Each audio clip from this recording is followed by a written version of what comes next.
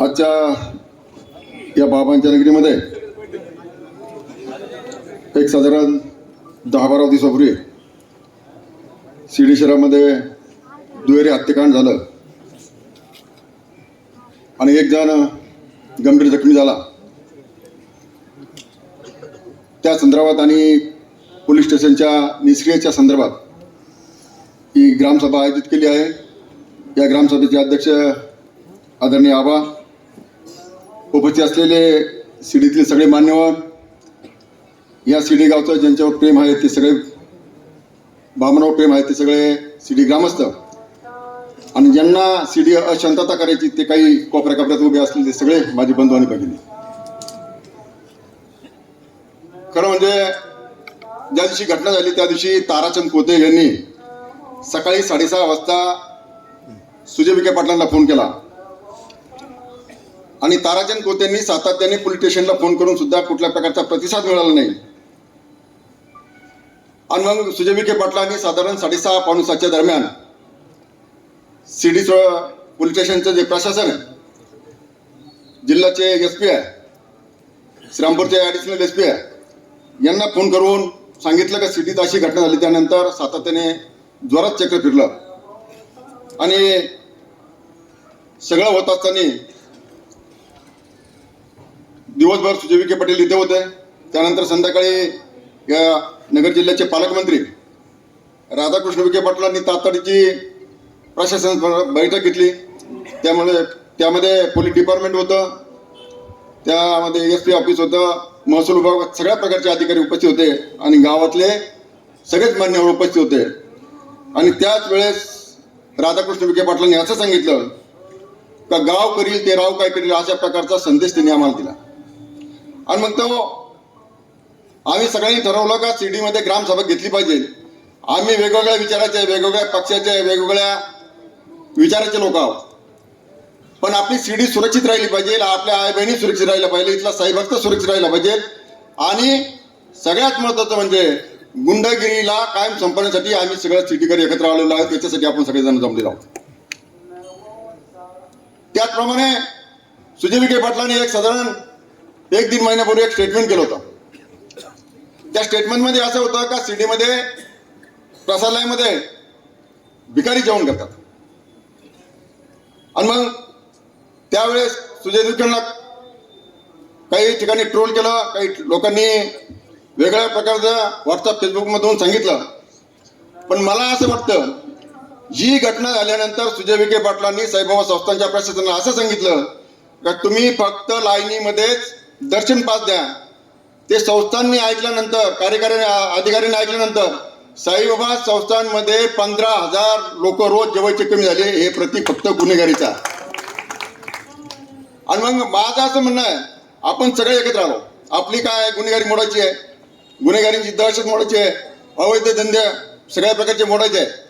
त्याच्या अगोदर मला असं वाटतं आपण सुजय विखे पाटलांचं एक टाळ्यांच्या गरजामध्ये स्वागत केलं पाहिजे. का त्यांनी घेतलेला निर्णय, त्याला निर्णयाला साईबाबा संस्थांनी घेतलेला निर्णय तो तुम्हाला मान्य आहे का?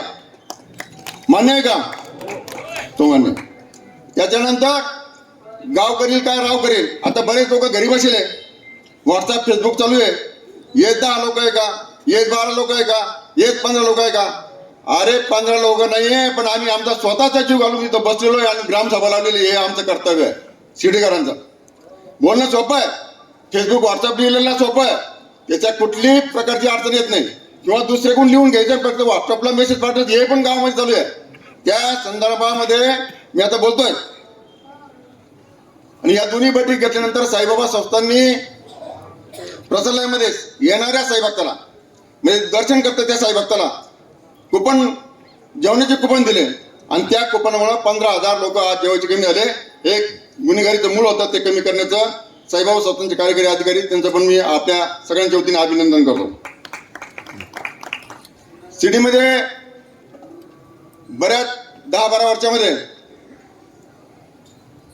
आपल्या स्थानिक लोकांच्या कोणतरी म्हणलंय, तो उल्लेख पण केला, पण मी करतो. विलास मोंडकर यांचे चिरंजीव पप्पू आणि पाटणींचे चिरंजीव या दोन्हींचा एक हत्याकांड झाला होता.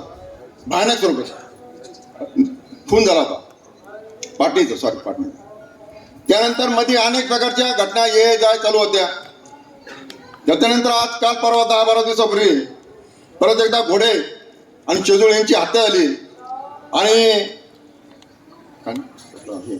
नेहरकर यांच्यावर हल्ला झाला आणि मग आपण सगळेजण एकत्र आलो.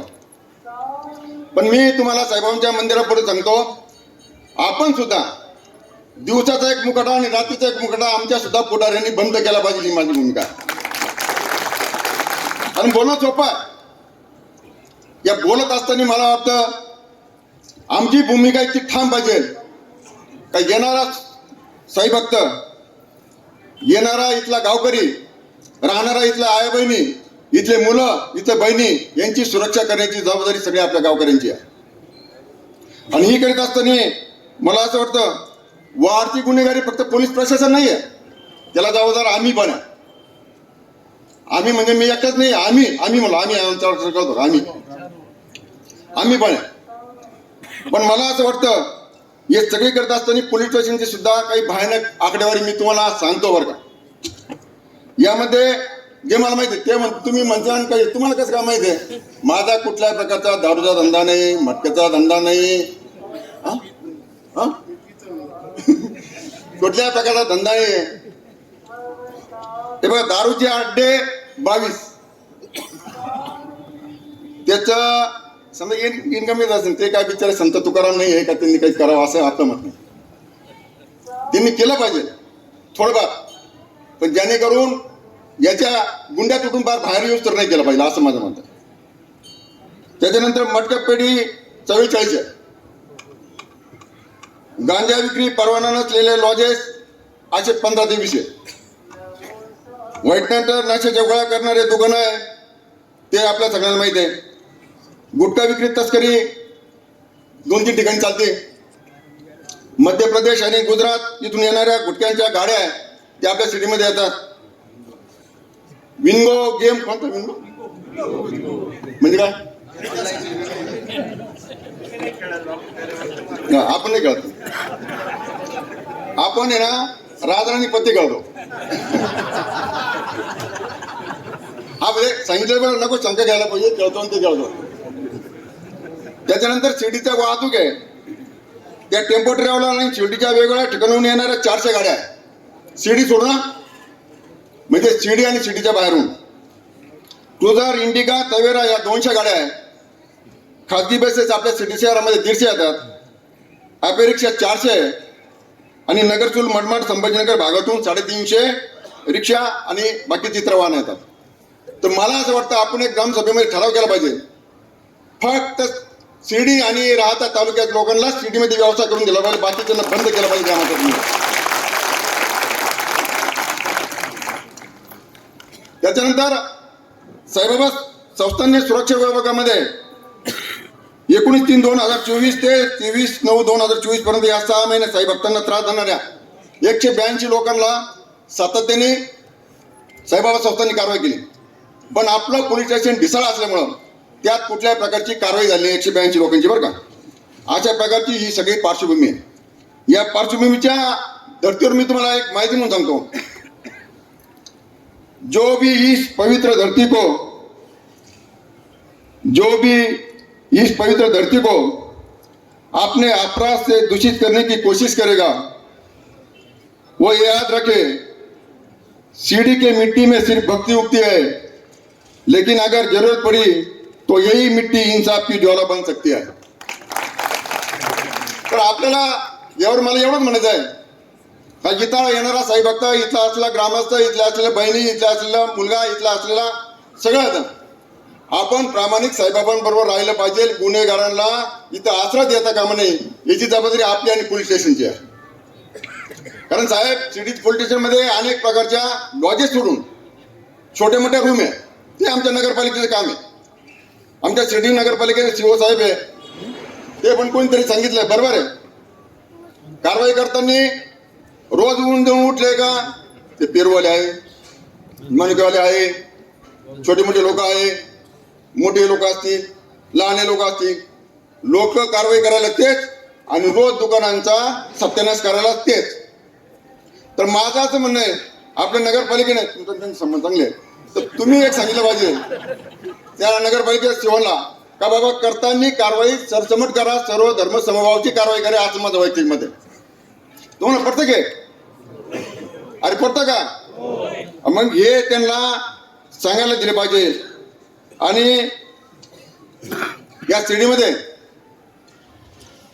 साहेब आता मी धंदे सांगितले, आता याच्यात थोडंफार 2-5 गाड्या तिकडे असतील बरं का. आणि आपण सगळे आपण पोट भरायला झालेलो आहे. मी पण होता व्यवसाय म्हणून जर केला तर माझ्या असं निदर्शन आलं, व्यवसाय कोण करतं? बाहेरून कोणी नाही करीत. आपले लॉजिंगचे मालक करतात, त्यांना आश्रय देतात. तर मी 1-2 ठिकाणी विचारलं, मी नाव नाही सांगत. मी म्हणलं बा आम्ही शिवाजी भाऊनी, अभयराजेंनी, कमलाकर भाऊनी, सुजित भाऊनी, आणखीन जे आमचे हॉटेल मालक आहे राजू गोंदकर, आम्ही 15-15, 12-12 कोटी रुपये लोन काढून ते बांधलं. म्हणलं तुम्हाला हॉटेल कसं परवडतं? ते म्हणे तुम्हाला माहितच नाही म्हणे, दिवसातून 6-6 वेळेस माणसं ये जा करतात. 3,000 रुपये घ्या म्हणजे त्यावेळेस रूम झाली 2,000 रुपये, काही ठिकाणी 1,000 रुपये, किती रुपये रूम झाली. आणि आम्ही येणार दिल्या, बँकेचं लोन काढलं, प्रायव्हेट बँकेचं लोन आहे माझ्यावर, अर्बन बँकेचं आहे, हे सगळे लोन काढलं, 2200 रुपये भरतो आणि ते दिवसातून 6 वेळेस ये जा करत्या, त्यांना 12,000 रुपये भरतात. काय काय किती आम्हाला. मग शिवाजी भाऊ म्हणते ते खरं आहे.